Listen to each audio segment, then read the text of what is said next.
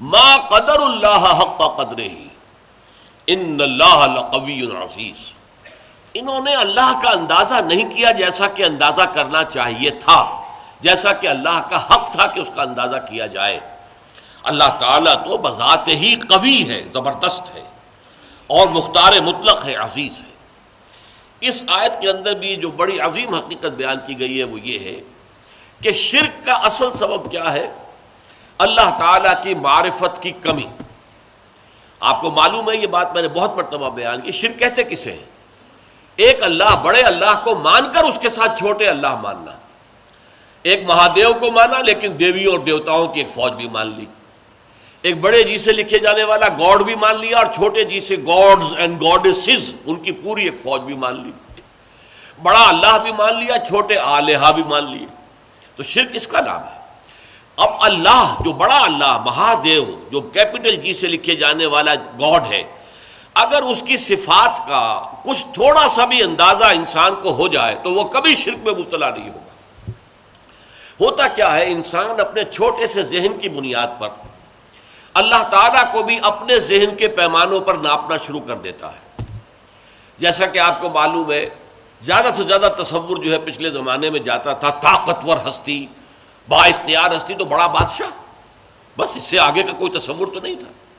اب بڑا بادشاہ جو ہے، ظاہر بات ہے، نمبر ایک اس کی حکومت جو قائم ہوتی تھی وہ اس کے جو نیچے ہوتے تھے نائبین، اس کے سردار، اس کے لارڈز اور اس کے جو ہے منصب دار، ان کے بل پر حکومت قائم ہوتی تھی نا. آخر بڑے سے بڑا بادشاہ بھی اس کے 2 ہاتھ 2 آنکھیں 1 ناک 2 پاؤں، اس کے سوا تو کچھ نہیں تھے. وہ اکیلا کیا کر لیتا؟ اکیلا چنا جو ہے وہ بھاڑ کو نہیں پھوڑ سکتا. لہذا اس کی حکومت قائم تھی اپنے نائبین سلطنت کی بنیاد پر، جاگیرداروں کی بنیاد پر. جو بھی اس کے منصبدار ہوتے تھے، 30 ہزاری منصبدار، 50 ہزاری منصبدار، اور وہاں آپ یورپ میں انہیں کہتے تھے لارڈز ہیں. یہ ہے در حقیقت کہ جن کی بنیاد کے اوپر بادشاہ کی بادشاہت قائم. تو انہوں نے تصور کیا کہ اللہ بھی ایک بہت بڑا بادشاہ ہے، مان لیا سب سے بڑا بادشاہ ہے، لیکن اس کے نائبین سلطنت ہیں. وہ نائبین سلطنت کے بغیر تو حکومت نہیں کر سکتا.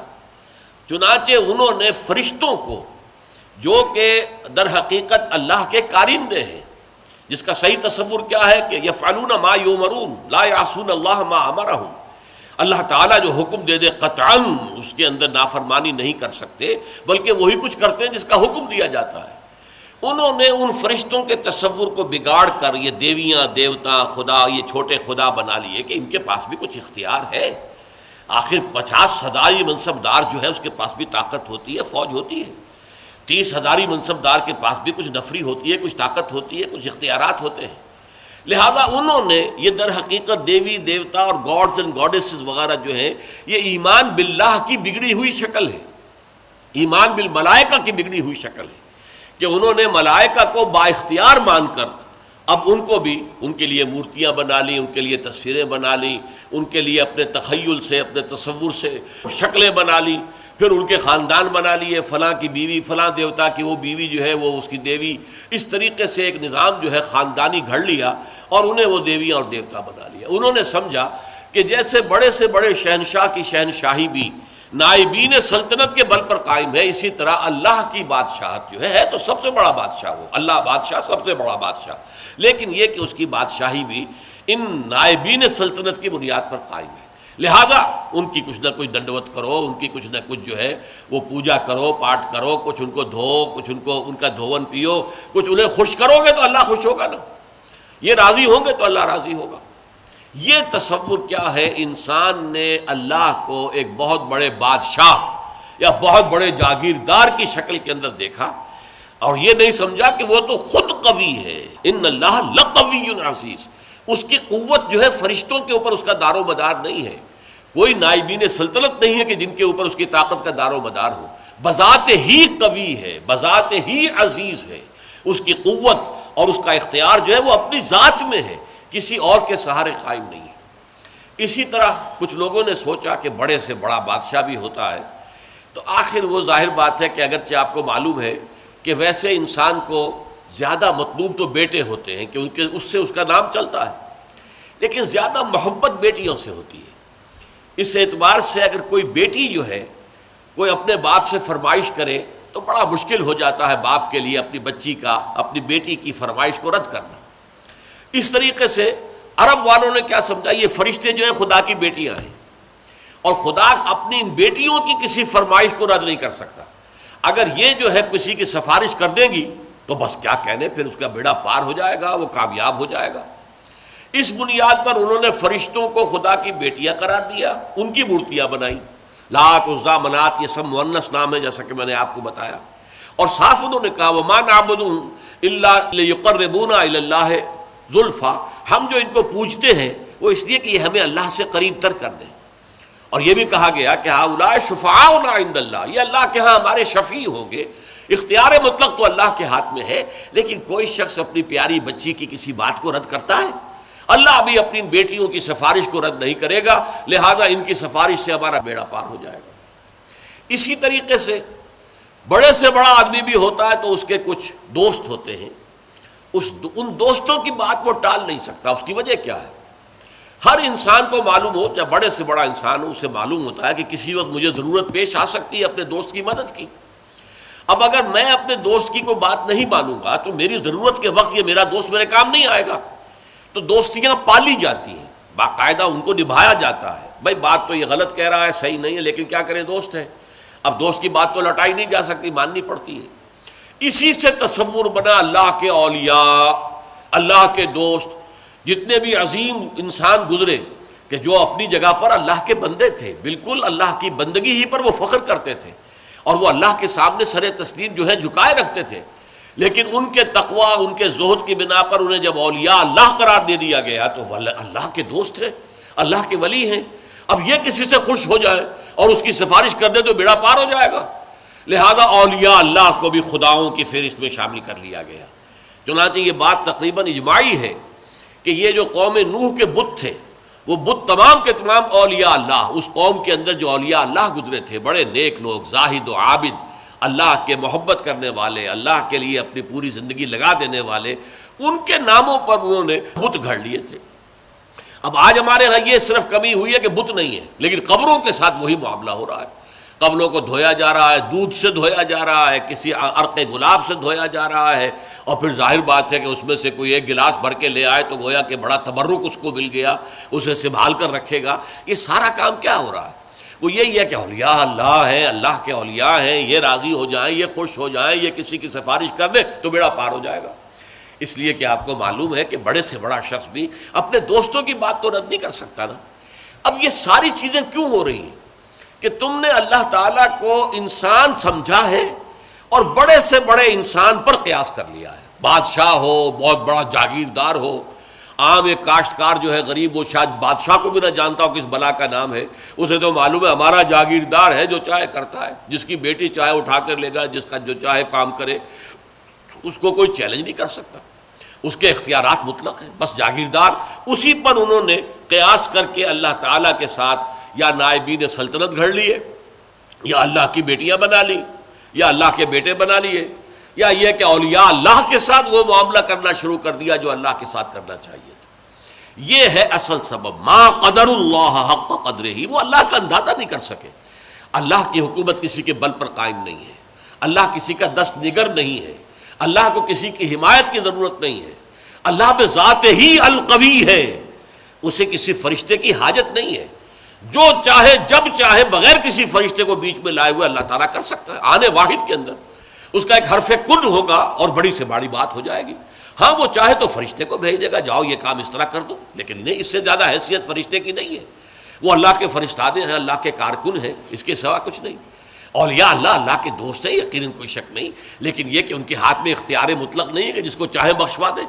اللہ تعالیٰ کا اختیار ہے، وہ جس کی چاہے گا شفاعت سنے گا، مانے گا، جس کو اجازت دے گا وہ صرف شفاعت کے لیے زبان کھول سکے گا۔ یہ ساری چیزیں جو ہیں یہ تمام اپنی اپنی جگہ پر بیٹھ جائیں تو پھر شرک کا خاتمہ ہو جائے گا، اللہ تعالیٰ کی عظمت جو ہے وہ دل پر اجاگر ہو جائے گی۔ اب اسی پر قیاس کیجئے، جو اللہ کی عظمت کا اندازہ کر لے، جو اللہ کے حسن و جمال کی کوئی جھلک دیکھ لے، کیا وہ دنیا میں کسی اور شے کا پرستار ہو سکتا ہے؟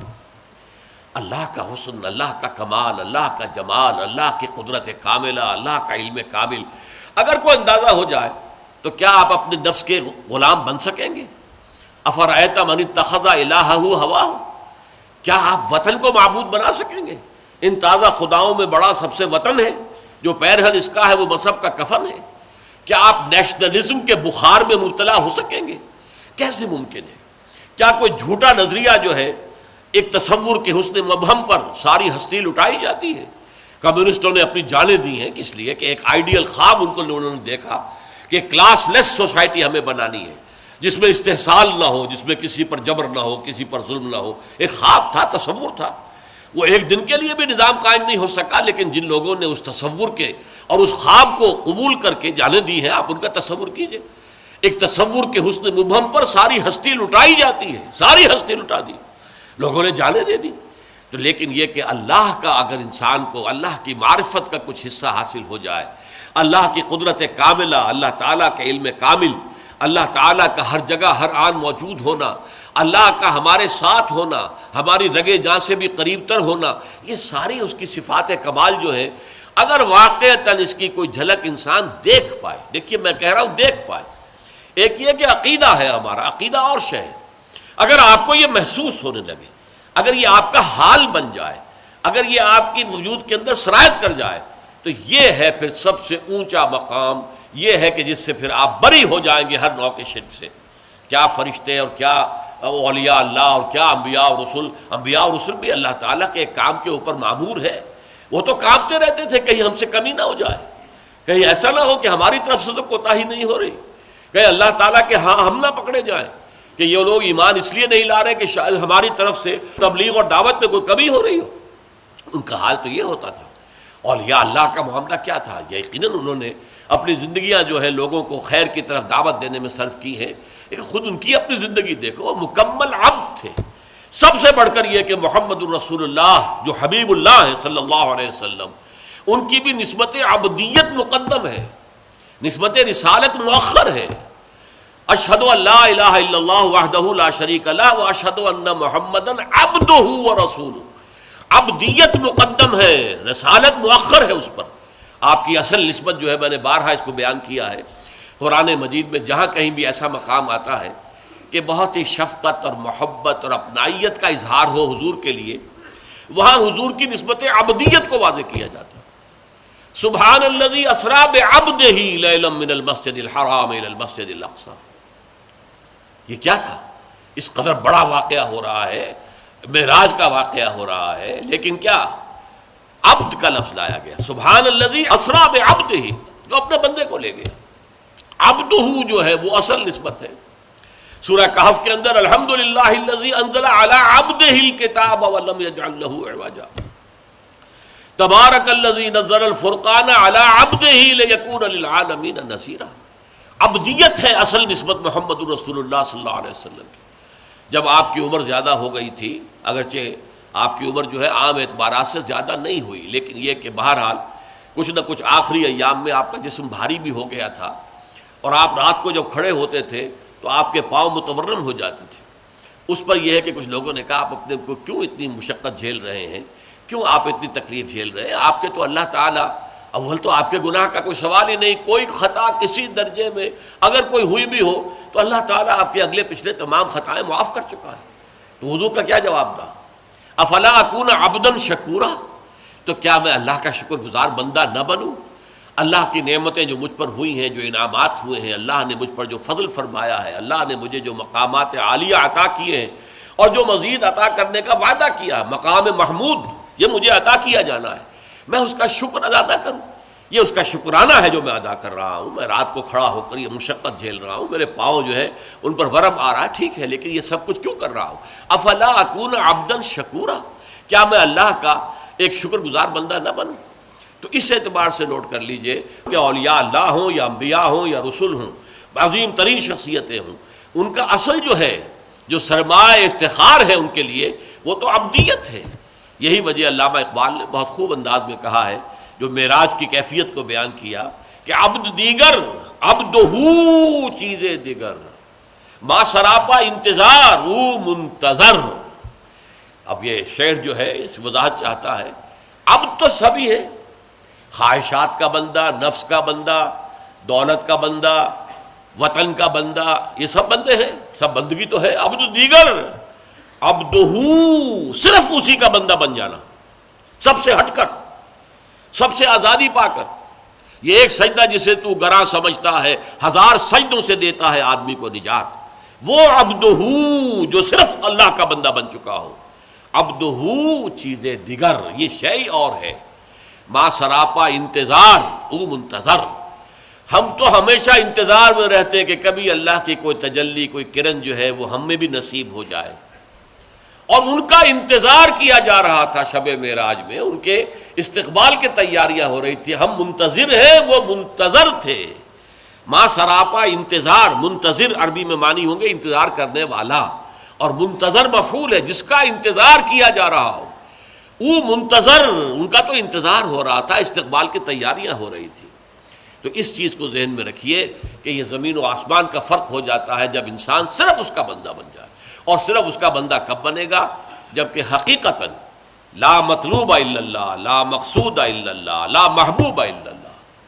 کوئی درمیانی مقاصد ہو سکتے ہیں، آخری مقصد اللہ۔ چھوٹی محبتیں ہو سکتی ہیں، اولاد سے بھی کرو، بیویوں سے کرو، بیویاں شوہروں سے کرے، اپنے وطن سے بھی کرو، لیکن یہ کہ سب محبتیں جو ہے وہ ایک محبت کے تابع ہو جائے، اللہ کی محبت کے تابع۔ یہ ہے لا محبوب الا اللہ، محبوب حقیقی، محبوب مطلق اللہ کے سوا کوئی نہیں، مطلوب حقیقی، مطلوب مطلق اللہ کے سوا کوئی نہیں، مقصود حقیقی، مقصود مطلق اللہ کے سوا کوئی نہیں۔ اور اگر انسان اللہ کو چھوڑ کر کسی اور شے کو اپنا مقصود اور آدرش اور آئیڈیل اور نصب العین بناتا ہے تو کیوں بناتا ہے؟ اس لیے کہ اس کا ذہن وہاں تک پہنچا ہی نہیں، اس کے بازو میں اتنی طاقت نہیں تھی کہ اپنی کمند کو پوری اونچائی تک پہنچا سکتا۔ یزداں بکمند داور ہے ہمت مردانہ، یہ ہمت مردانہ نہیں تھی کہ وہ جو ہے مطلوبیت اور مقصودیت اور محبوبیت کی کمند جو ہے وہ جا کر اللہ تعالیٰ کی ذات کے ساتھ چپک جائے، درمیان ہی میں کہیں اٹک گئی ہے، کہیں اپنے نفس کو معبود بنا لیا ہے، محبوب بنا لیا ہے، مقصود بنا لیا ہے، مطلوب بنا لیا ہے، کہیں وطن کو بنا لیا ہے، کہیں قوم کو بنا لیا ہے، کہیں کسی نظریے کو بنا لیا ہے، نظام کو بنا لیا ہے، انسانیت کو بنا لیا ہے۔ یہ سب جو ہے در حقیقت کیوں ہے کہ ما قدر اللہ حق قدرہ، وہ اللہ کا اندازہ نہ کر پائے، اس کے کمال و جمال کا، اس کے حسن کا، اس کی صفات کمال کا اندازہ نہیں کر پائے۔ دیکھیے قدر جو ہے عربی زبان میں اس کا اردو میں ترجمہ کریں گے بلکہ انگریزی میں ویلیو، اور جب یہ ورب کے طور پر آئے گا ٹو ایویلیویٹ، ہر شے کی آپ ایک قدر و قیمت کا تعین کرتے ہیں، یہاں یہ ورب کے طور پر آیا، قدر ویلیو ہے، اور قدر جب آیا قدر یقدرو، اس کے معنی کیا ہے؟ To evaluate. تو یہ اللہ کا اندازہ نہ کر سکے، اللہ کے صفات و ذات کی کوئی جھلک جو ہے صحیح معنی میں دیکھ نہ سکے، اس لیے ان کی کمند کہیں درمیان میں اٹک کر رہ گئی ہے، ان کا مقصود و مطلوب ذات باری تعالیٰ کے سوا کچھ اور بن گیا ہے۔ اللہ تعالیٰ ہمیں حقیقی معنی میں موحد، توحید پرست ہونے کی توفیق عطا فرمائے۔ بارک اللہ لی و لکم فی القرآن العظیم ونفعنی وإیاکم بالآیات والذکر الحکیم۔